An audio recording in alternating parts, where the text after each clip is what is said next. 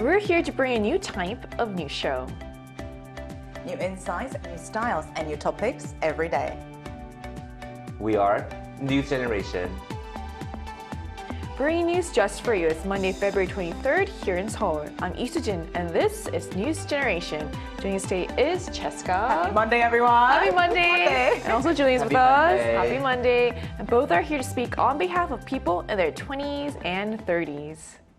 So it's the first day of the work week, and today we're talking about something many of us encounter more often than we realize. From fashion and beauty to everyday items, counterfeit products have quietly made their way into our daily lives. So, Jessica, here's a question for you. Have you ever unknowingly purchased a counterfeit product?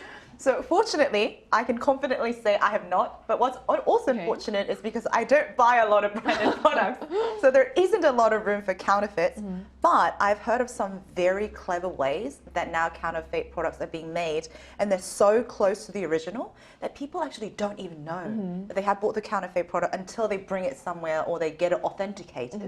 And I also know that some people actually enjoy buying very specific counterfeit products because they're either so well made or they're like a parody of branded product. That's why it's so hard to catch whether these products are fake or not. So what about you, Julian? Honestly, maybe I have in the past, but I wasn't aware of it. That's the thing, like you don't know if you have a counterfeit. so well I made. have no idea, but from what I can remember, no, I don't believe I have. I don't even like to get third-party accessories for my products. I usually like to get the original product rather than a knockoff or alternative. But when it comes to shopping, I like to invest in high-quality pieces because every time I get an alternative or something cheaper, I usually end up regretting it. So for me, it's less about saving money, but more investing in pieces that are durable, of high quality. So yeah, but unfortunately, even if you have a preference for not getting knockoffs, it's still possible to unknowingly purchase it, like I mentioned earlier. So we will discuss it later on. Right, and because there's so many different products that are being made, the duplicates made of those products, like I saw recently stress balls are counterfeit stress balls now. How can you, why would you? It's a stress ball. There's so many different types. So that's what makes this issue so tricky. So even careful shoppers can end up buying counterfeits without realizing it. So we're going to talk more about this, but first let's take a look at the screen.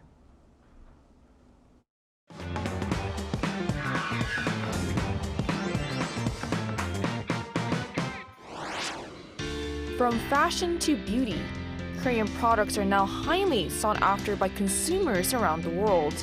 While global recognition of Korean design and quality is certainly a success story, it has also brought an unexpected challenge: the rapid rise of counterfeit goods. Today on News Generation, we take a closer look at the growing problem of fake Korean stores and the surge in imitation products, why Hallyu-inspired counterfeits are spreading, and what needs to be done moving forward. As we just saw in a video, the global popularity of Korean brands is growing rapidly, but so are concerns about imitation and copycat businesses. So let's start with some real examples that have recently sparked controversy. So Cheska, what cases of these counterfeit issues are gaining attention? Yeah, and so for any foreigner who has visited or traveled to Korea, it's impossible not to have seen the store Oliveyang. Right. Yeah, we all know it's kind of our staple place to go for cosmetics.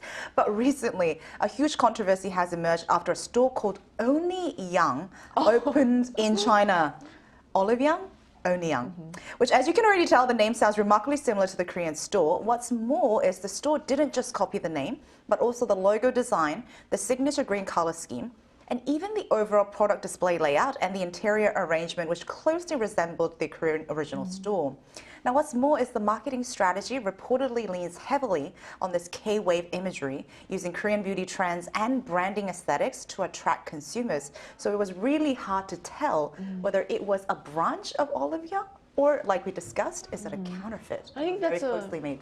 Right, I think that's a really important point, because what makes it so concerning is how closely these stores replicate not just the products but the entire brand experience, making it difficult for consumers to tell the difference. And this doesn't appear to be an isolated incident limited to one industry or one country. So Julian, could you walk us through some other cases overseas where Korean, sometimes even identity is being imitated? Yeah, so there is a correlation to this. When a product becomes popular, especially if production can't keep up with demand, there is going to be an increasing demand for counterfeit goods. There has been a bunch of cases overseas where Korean brands have been imitated, like Jessica's mentioned Oliveyang, but another case is in Shanghai, China, where a New York bagel museum opened that imitated a well-known Korean bakery brand. And another case is in the Middle East, where a Chinese lifestyle company called Mumuso sparked controversy for using the acronym KR, which is basically an abbreviation for Korea on its store signage. So basically it is saying that it is claiming that it is a Korean brand on its to its customers. So this is a lot of, this is very controversial too. It can create a lot of misunderstanding. Yes. So it's interesting, also alarming, to see how the image of Korea itself is being used as a marketing tool, even by companies with no real connection to Korea. And the issue goes beyond store names or branding alone. We're also hearing that counterfeit products themselves are also increasing rapidly. So how serious has this problem become, Jessica?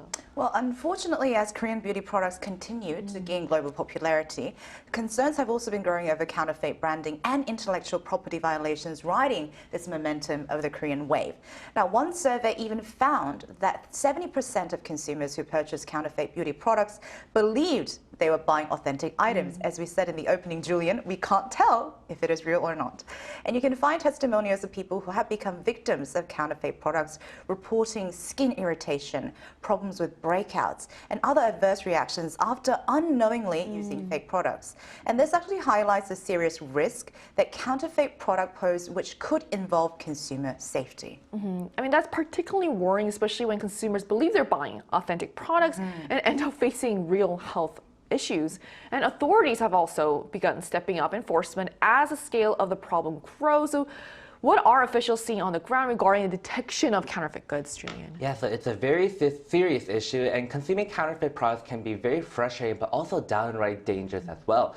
That's why officials are really stepping up inspections. In January, the Korean Customs Service announced last year's crackdown results on counterfeit K-brand products, reporting that authorities have seized as many as 120,000 items. So as Korean products continue to gain popularity overseas, officials have intensified inspections at the customs inspection stage. So let's take a look at the screen to find out more. So by product category, cosmetics and toys accounted for the largest share. Cosmetics are especially tricky because Korean cosmetics are very, very popular, especially overseas, and many companies are unfortunately producing counterfeits, and has gone to the point where the average consumer may struggle to differentiate between the real and fake product. In addition to that, the range of counterfeit goods are actually quite diverse, including t-shirts, sunglasses, dolls, and more. So this is both not good for the company as it can hurt their business, and reputation for the consumer because counterfeit products do not go through the same rigorous checks as the real product. Right, so and those numbers really show how widespread the issue has become and how counterfeit goods now span far beyond just one category. And with the scale expanding like this, damage inevitably extends beyond simple brand imitation. So Jessica, what broader consequences are emerging from this kind of situation? Yeah, as you mentioned, I think these counterfeit products do go far more beyond than just financial damages. They pose real risk to the health and safety of the many consumers overseas and international people who really love Korean product, and can ultimately damage the trust and credibility built around Korean product as a whole, which I think is very important. Because when the buyers don't even realize that they have become victims to these fake goods and have a negative experience, they would associate that with a consumer confidence in the Korean product, and that will be weakened over time. And it could be the original Korean brand that actually suffers the reputation damage. So long term, it's really about protecting brand credibility and ensuring consumer safety in the global K-wave market. And one thing that we also discussed before coming on the show is that there are also small businesses in Korea that are trying to grow businesses overseas by exporting. But if we lose credibility in the Korean brand, then those no-name brands won't hold the credibility for the international consumers to purchase the product. So I think it hurts the market overall. I guess that is a good point, how it's like the smaller companies that will be hit the hardest when they're trying to build their image and their brand overseas. Exactly, yes. So in the end, it's not only companies that suffer losses, consumers' safety and trust in Korean products themselves are also at stake. And even when companies try to fight back, resolving these issues unfortunately isn't always straightforward. So What challenges do companies face when trying to reclaim their trademarks or take legal action, Julian? So unfortunately, this process is extremely complicated. And what makes it complicated is that reclaiming trademark rights require a significant amount of time and money through litigation. So overseas trademark invalidation trials or rights recovery procedures can take up to from several years from initiation to final ruling. So legally, it is very, very complicated and quite difficult to effectively prevent these cases. So even if these companies want to ensure that these products are protected overseas, it can be quite a lengthy process. I can imagine. And all that really highlights how complex this issue is. Even when companies win public support, the legal process itself can take years. And it seems clear that as Korean brands continue to gain global influence, stronger international cooperation and preventive measures will become increasingly important moving forward. So to better understand the legal challenges involved, we're going to talk to a legal expert. So that conversation will take place right after the break, so don't go anywhere.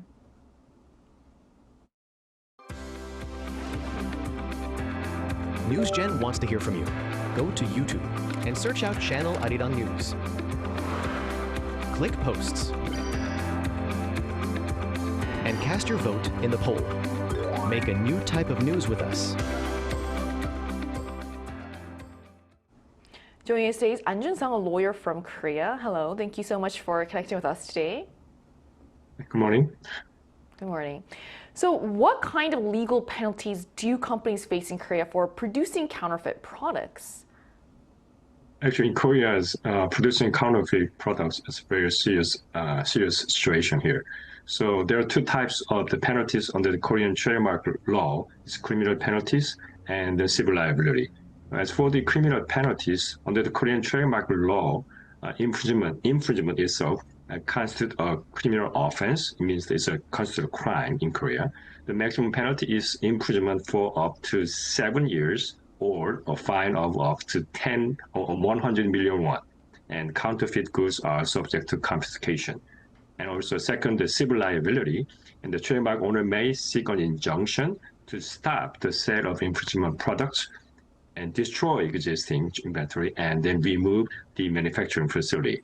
And also trademark owner may claim damages, means that pay for the money, and the infringement was committed intentionally or negligently. And in case of willful infringement, the trademark owner may seek a punitive damage subject to the maximum of 5 times of the actual damage.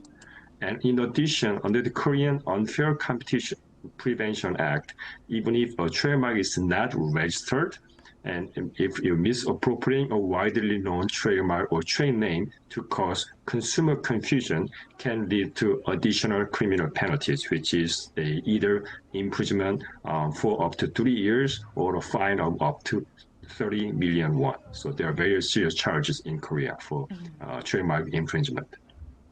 Mr. An, as we've discussed in today's episode, there are many overseas cases like this, and also it seems like more of these cases will happen cross-border. So how difficult is it to take legal actions or pursue punishment in these kind of international or cross-border cases?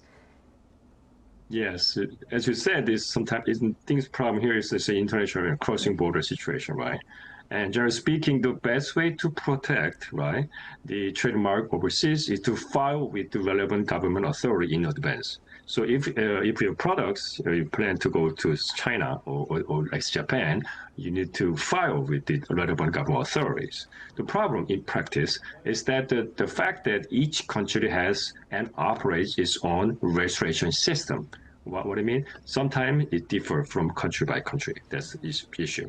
And for example, China has the first to file system. So under the trademark law of the People's Republic of China, trademark rights are granted not to the party who used the mark first, but to the party who filed the application first.